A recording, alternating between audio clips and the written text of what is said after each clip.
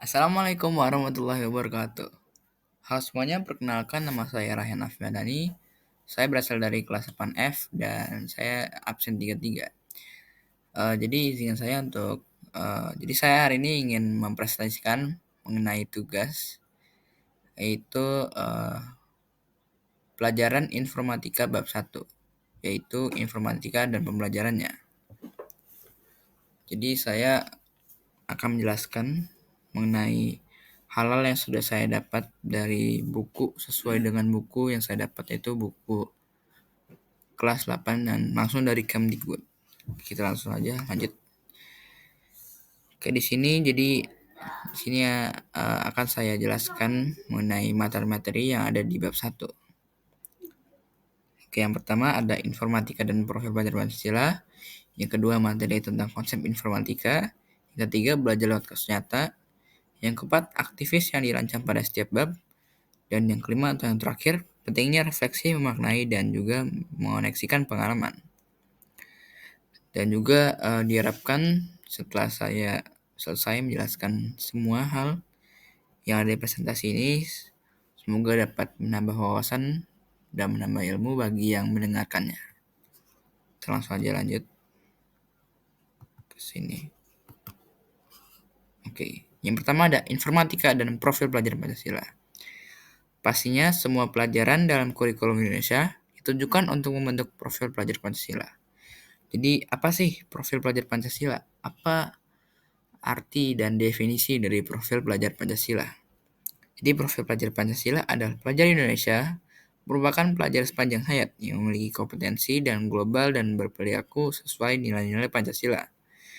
Dan melalui mata pelajaran informatika, kita juga akan belajar dalam menumbuhkan karakter-karakter tersebut sebagai warga dunia nyata dan juga sebagai warga dunia maya.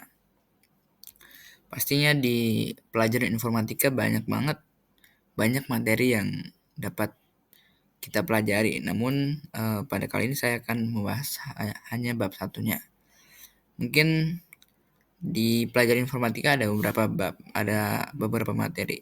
Contohnya seperti berpikir komputasional, ada analisis data, ada pemrograman, dan juga dampak sosial informatika. Lalu di pelajaran informatika ini kita juga dapat mengasah kemampuan bernalar kritis dan kreatif. Oke, selanjutnya materi tentang konsep informatika. Untuk mempelajari suatu materi yang memuat konsep informatika, ada dua cara yang ditawarkan. Yang pertama, kita harus menyimak dan mempelajari terlebih dahulu mengenai materi yang dibahas dari bacaan atau media lain. Jadi pertama-tama kalau kita mau belajar itu, kita harus menyimak dan mempelajarinya. Kemudian kita harus berlatih dengan aktivitas tertentu. Pastinya kalau berlatih akan mengingat kembali pelajaran yang kita sudah pelajari. Berlatih itu penting untuk lebih memahami konsep. Lalu yang kedua, kita belajar mandiri, yaitu dengan kita diajak untuk mengeksplorasi, beraktivitas terlebih dahulu. Dengan kita belajar mandiri, diharapkan bahwa urutan langkah kegiatan yang dilakukan akan menuntut kita untuk memahami materi yang sebenarnya sedang kita pelajari dengan beraktivitas. Kemudian dengan cara ini diharapkan kita tidak hanya menjadi pelaku aktivitas, tapi juga beraktivitas sambil berpikir dan merajut pengetahuan di balik aktivitas tersebut. Konsep yang ada di balik aktivitas tersebut dapat kita refleksikan, dihubungkan dengan konsep sebelumnya, dipraktikkan dan pastinya kelak akan kita semua terapkan dalam kehidupan kita sehari-hari. Oke, dan selanjutnya kita akan belajar lewat kasus nyata. Tadi di slide sebelumnya kita sudah menjelaskan mengenai materi yang dibahas. Kita harus menyimak dan mempelajari. Sekarang kita akan belajar lewat kasus nyata. Jadi konsep yang dijelaskan disajikan dalam bentuk kasus nyata terkait kehidupan sehari-hari. Sebuah kasus hanya mewakili satu kejadian dalam banyak kejadian yang sejenis. Jadi misalnya kayak pengolahan data pariwisata hanya mewakili salah satu dari banyak sekali jenis pengolahan data di dunia. Misalnya data pemerintahan, data pertanian, data perikanan, data kesehatan, atau data lainnya. Nah, dan juga disinilah kita perlu menyelesaikan permasalahan untuk suatu kasus tertentu. Oke, dan aktivitas yang dirancang pada setiap kita harus melakukan aktivitas yang dirancang langkah demi langkah secara seksama dan tidak terburu-buru. Pastinya kita harus melakukan ini. Jadi melakukan suatu hal yang dirancang dengan cara langkah demi langkah dan juga tidak terburu-buru karena semua itu butuh proses gitu ya.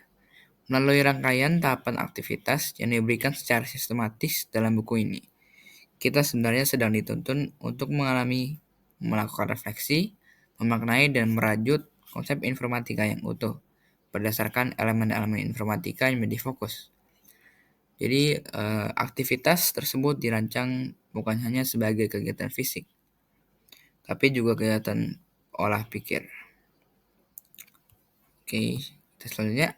Pentingnya refleksi, memaknai, dan mengoneksikan pengalaman. Nah, jadi kalau udah mempelajari materi-materi yang diberikan, hendaknya kita harus melakukan pengendapan materi dan melakukan koneksi dengan materi yang pernah dipelajari, bahkan bukan hanya materi pelajaran informatika.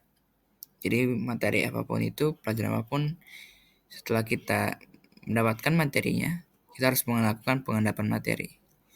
Pengendapan dan mengoneksikan materi ini dapat dilakukan melalui ulasan kembali mengenai apa yang sudah kita pelajari, menjawab pertanyaan-pertanyaan reflektif yang membantu kita menemukan kesimpulan, ajakan untuk merenungkan sesuatu berkaitan dengan materi, atau memimpikan sesuatu tindakan ataupun produk untuk masa depan. Kemudian melalui pengendapan ini dan juga mengoneksikan ini diharapkan materi-materi yang telah kita pelajari akan tertanam dalam diri kita, dan pastinya materi ini akan kita selalu ingat dan tidak mudah dilupakan, serta dapat dipakai sebagai modal dalam memakai informatika sebagai bagian penyelesaian persoalan dalam kehidupan kita sehari-hari. Oke.